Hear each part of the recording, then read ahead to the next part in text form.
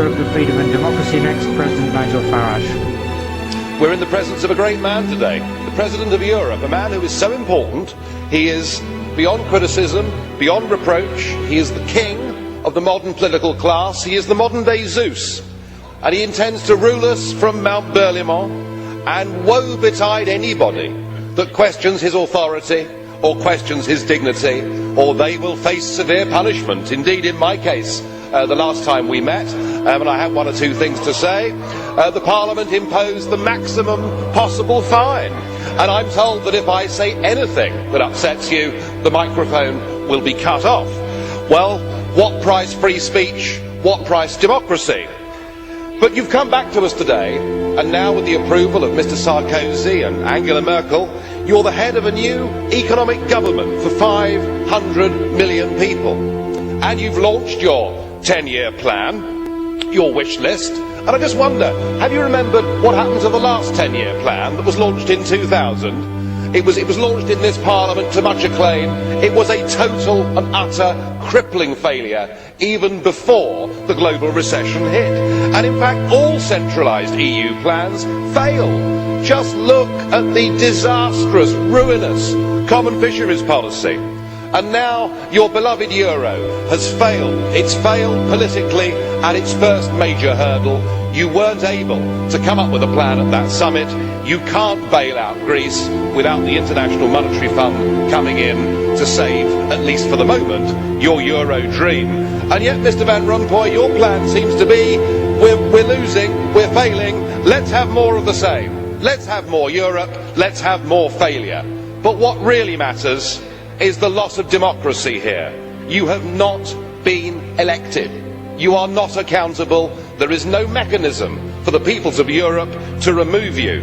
It was Zeus, of course, that kidnapped Europa. My fear is you are kidnapping our democracy. You are only here because that Lisbon Treaty went through without the British people being given the referendum that they were promised. And as far as we're concerned, this is unfinished business. People fought and died so that we could be an independent, self-governing, democratic nation that was able to hire and fire its leaders, and no one that believes in democracy will accept the post of President of the European Union. Thank you.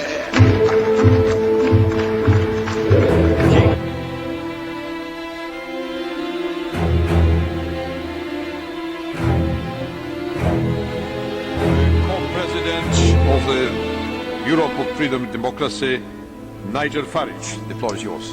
Well, here we are, on the edge of a financial and social disaster, and in the room today we have the four men that were supposed to be responsible. And yet we've listened to the dullest, most technocratic speeches I've ever heard. You are all in denial. By any objective measure, the euro is a failure. And who is actually responsible? I mean, who's in charge out of you lot?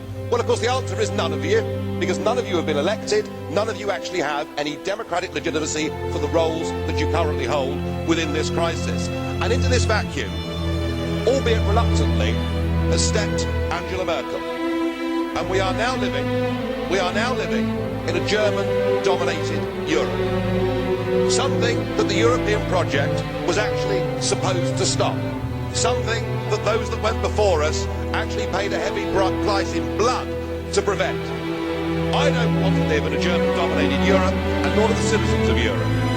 But you guys have played a role, because when Mr Papandreou got up and used the word referendum, or Mr Rehn, you described it as a breach of confidence, and your friends here got together like a pack of hyenas, rounded on Papandreou, had him removed and replaced by a puppet government. What an absolutely disgusting spectacle that was. And not satisfied with that, you decided that Berlusconi had to go. So he was removed and replaced by Mr Monti, a former European Commissioner, a fellow architect of this Euro disaster, and a man who wasn't even a member of the Parliament. It's getting like an Agatha Christie novel, where we're trying to sort of work out who's the next person that's going to be bumped off. The difference is we know who the villains are.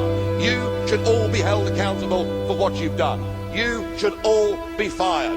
And I have to say, Mr Van Rompuy, 18 months ago when we first met, I was wrong about you. I said you'd be the quiet assassin of nation-state democracy. democracy, but you're not anymore. You're rather noisy about it, aren't you? You, an unelected man, went to Italy and said, this is not the time for elections, but the time for actions. What in God's name gives you the right to say that to the Italian people? Thank you. Then